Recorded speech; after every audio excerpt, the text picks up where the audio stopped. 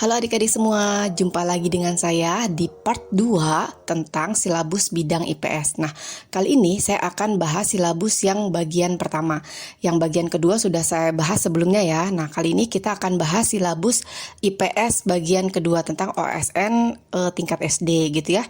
Yang perlu kalian ketahui sebelum kita ke soal, keterampilan dan metode ilmiah ini itu mencakup apa aja sih? Yaitu kelas kompetensi inti kelas 4, 5, dan 6 gitu ya. Yang pertama, kelas 4 itu kita memahami pengetahuan faktual dengan cara mengamati dan menanya berdasarkan rasa ingin tahu tentang dirinya, makhluk ciptaan Tuhan, dan kegiatannya. Dan benda-benda yang dijumpainya di rumah, di sekolah, dan tempat bermain. Kemudian, kompetensi inti 3 kelas 5 itu tentang memahami pengetahuan faktual dan konseptual dengan cara mengamati, menanya, dan mencoba berdasarkan rasa ingin tahu tentang dirinya, makhluk ciptaan Tuhan, dan kegiatannya. Dan benda-benda yang dijumpainya di rumah, di sekolah, dan di tempat bermain. Kemudian kompetensi inti 3 kelas 6 itu memahami pengetahuan faktual dan konseptual dengan cara mengamati, menanya, dan mencoba berdasarkan rasa ingin tahu tentang dirinya, makhluk ciptaan Tuhan, dan kegiatannya, dan benda-benda yang dijumpainya di rumah, di sekolah, dan di tempat bermain. Oke, kita langsung saja ya ke nomor 1. Di soal nomor 1, seorang peneliti ingin mengetahui pengaruh intensitas penggunaan gadget terhadap interaksi sosial anak di perkotaan. Ia mengumpulkan data melalui observasi dan wawancara dengan 100 responden, lalu membandingkan hasilnya dengan teori sebelumnya. Tahap apa yang tidak tercakup dalam metode ilmiah yang dilakukannya? A. Merumuskan hipotesis, B. Melakukan eksperimen terkontrol, C. Analisis data kualitatif, D. Pengujian teori. Sebelum kita menjawabnya, kita ketahui dulu ya apa aja sih urutan metode ilmiah secara terurut. Yang pertama itu observasi atau pengamatan. Apa yang dilakukan? Misalkan mengamati fenomena sosial atau fenomena alam gitu ya. Kemudian yang kedua itu merumuskan pertanyaan. Nah, apa yang dilakukan saat metode ini? Menanyakan hal spesifik dari observasi tersebut. Kemudian yang ketiga adalah hipotesis atau dugaan sementara. Itu yang dilakukan di sini adalah kita menebak jawaban berdasarkan pengetahuan awal gitu ya. Kemudian yang keempat eksperimen atau percobaan. Nah, yang dilakukan adalah menguji hipotesis tadi dengan percobaan terkontrol gitu ya. Kemudian yang kelima adalah analisis data, yaitu mencatat dan membandingkan hasil eksperimen. Kemudian kesimpulan. Yang keenam ini menjawab apakah hipotesis itu diterima atau ditolak ya. Kemudian kita mengkomunikasikan hasilnya atau melaporkan temuan kepada orang lain. Itulah urutan dari metode ilmiah. Di soal nomor 1 ini, dari bacaan yang telah tadi kita baca, itu penelitian ini menggunakan metode observasi dan wawancara, berarti secara kualitatif gitu ya, bukan eksperimen terkontrol, sehingga opsi B adalah tahap yang tidak dilakukan dalam soal nomor 1 ini, sementara A, C, dan D sudah tercakup. Maka untuk jawaban nomor 1 ini adalah B, melakukan eksperimen terkontrol. Soal nomor 2, Dori melihat bahwa setiap hari pasar tradisional di dekat rumahnya selalu ramai pada hari Senin dan Kamis. Ia merasa penasaran dan mencatat kebiasaan itu selama 2 minggu. Setelah mengamati, ia menyimpulkan bahwa hari pasaran berpengaruh terhadap keramaian pasar. Kegiatan yang dilakukan Dori menunjukkan A. Proses perdagangan di pasar, B. Penelitian sederhana menggunakan metode ilmiah, C. Observasi sosial oleh penjual, dan D. Perencanaan pembangunan pasar. Dari pernyataan tersebut, setelah kita perhatikan ya, Dori ini melakukan pengamatan sistematis terhadap fenomena sosial yaitu keramaian pasar dan juga mencatat data empiris secara berkala gitu ya. Ia juga menganalisis data tersebut dan menarik kesimpulan berdasarkan pola yang diamati. Nah, ini adalah contoh dari metode ilmiah gitu ya. Sehingga jawaban yang tepat adalah B, penelitian sederhana menggunakan metode ilmiah.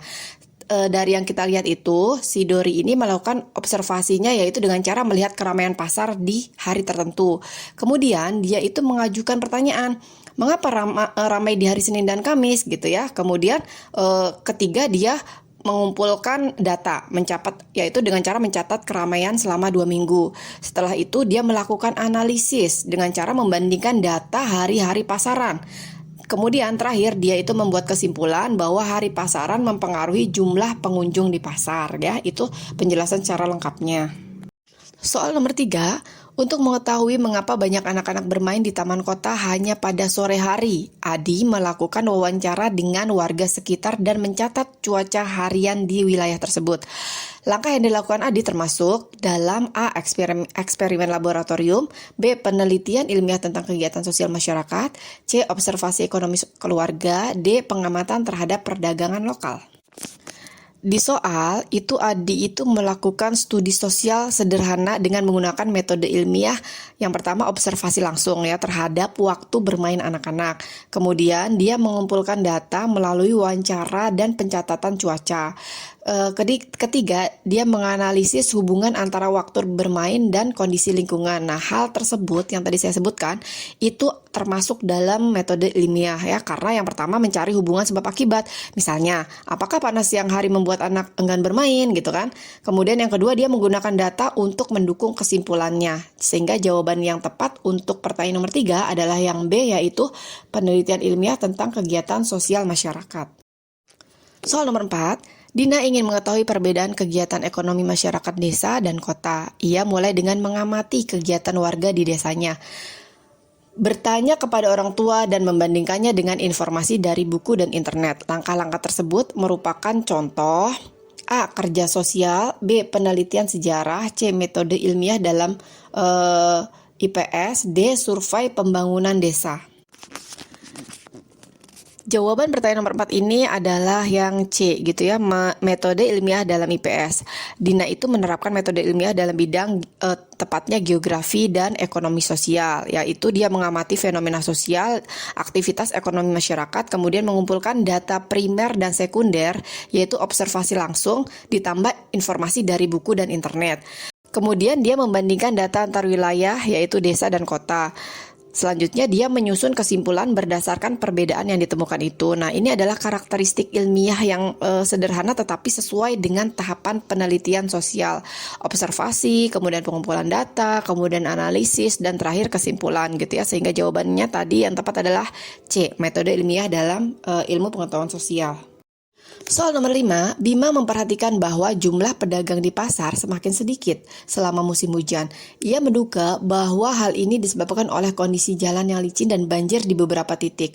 Untuk membuktikan dugaannya, langkah metode ilmiah yang paling tepat adalah A. Mewawancarai pedagang tentang alasan mereka tidak berjualan, B. Menyimpulkan bahwa musim hujan mengurangi jumlah pedagang, C. Menyusun laporan dan meminta bantuan pemerintah, D. Membandingkan kondisi pasar di musim panas.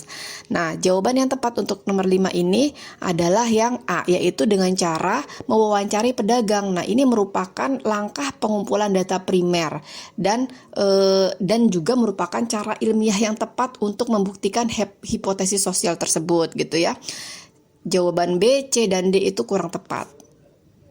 Nah, setelah saya berikan contoh soal-soal tentang metode ilmiah dari nomor 1 sampai nomor 5, kalian coba jawab pertanyaan nomor 6 sampai nomor 10 gitu ya. Setiap pertanyaan akan saya beri waktu 10 detik untuk berpikir ya. Kemudian akan saya berikan jawaban yang benarnya. Nah, jika kalian sudah menjawab benar nomor 6 sampai nomor 10, itu tandanya kalian sudah memahami tentang metode ilmiah kali ini. Soal nomor 6, Fajar membaca sebuah buku tentang kehidupan masyarakat agraris di masa lalu. Ia tertarik membandingkan kebiasaan masyarakat dahulu dan sekarang dalam bercocok tanam.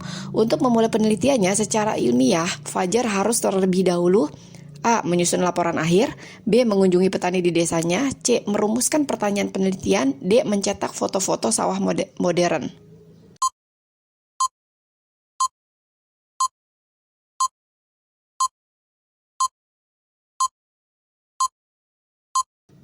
Jawabannya adalah C. Merumuskan pertanyaan penelitian. Soal nomor 7, Rudi ingin mengetahui penyebab penduduk di desanya banyak yang pindah ke kota dalam 5 tahun terakhir. Ia melihat data dari kantor desa, lalu membuat grafik migrasi dan mewawancarai warga. Berdasarkan metode ilmiah, langkah yang dilakukan Rudi adalah A. Studi budaya masyarakat kota, B. Penelitian etnografi sejarah desa, C. Penelitian sosial geografi dengan metode ilmiah, D. Pengamatan biasa terhadap desa dan kota.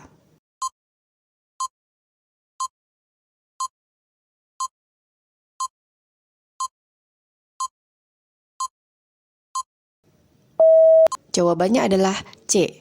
penelitian sosial geografi dengan metode ilmiah. Soal nomor 8, Yuni mencatat bahwa banyak orang di kampungnya menggunakan sepeda motor ke sawah sejak jalanan diperbaiki. Ia lalu membuat dugaan bahwa infrastruktur yang baik mendorong perubahan alat transportasi warga. Langkah selanjutnya yang tepat sesuai metode ilmiah adalah A. Menyampaikan kesimpulan ke kepala desa, B. Melakukan wawancara untuk menguji hipotesis, C. Membandingkan dengan data transportasi di kota, D. Menulis berita untuk majalah sekolah.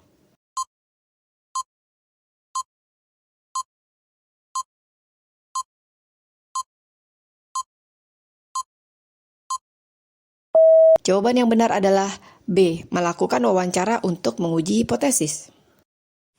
Soal nomor 9.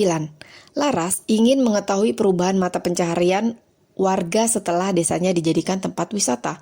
Ia membaca berita lokal, wawancara warga, dan mencatat data pengunjung. Dari metode ilmiah yang dilakukan, sumber data manakah yang termasuk data sekunder? A. Wawancara warga yang membuka warung. B. Pengamatan langsung di lokasi wisata. C. Artikel dari berita lokal tentang desa wisata. D. Pertanyaan lisan kepada pengunjung.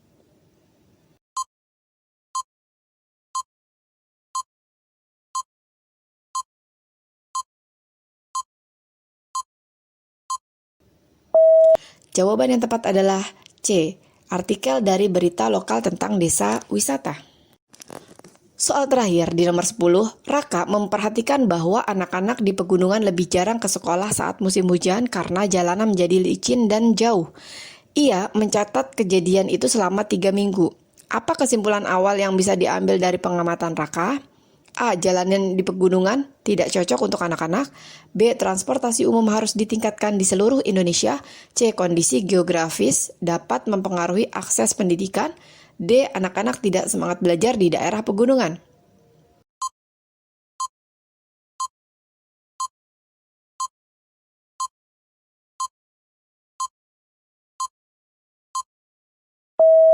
Jawaban yang tepat adalah C. Kondisi geografis dapat mempengaruhi akses pendidikan. Oke, akhirnya selesai juga untuk pembahasan silabus pertama tentang metode ilmiah ini ya. Bagaimana nih? Nomor 6 sampai nomor 10, apakah kalian betul semua? Jika sudah betul semua, kalian hebat sekali. Nah, lanjutkan ke silabus selanjutnya, pelajari kembali, baca-baca kembali, dan cari referensi sebanyak-banyaknya. Terima kasih sudah menonton video ini, sampai bertemu lagi kapan-kapan.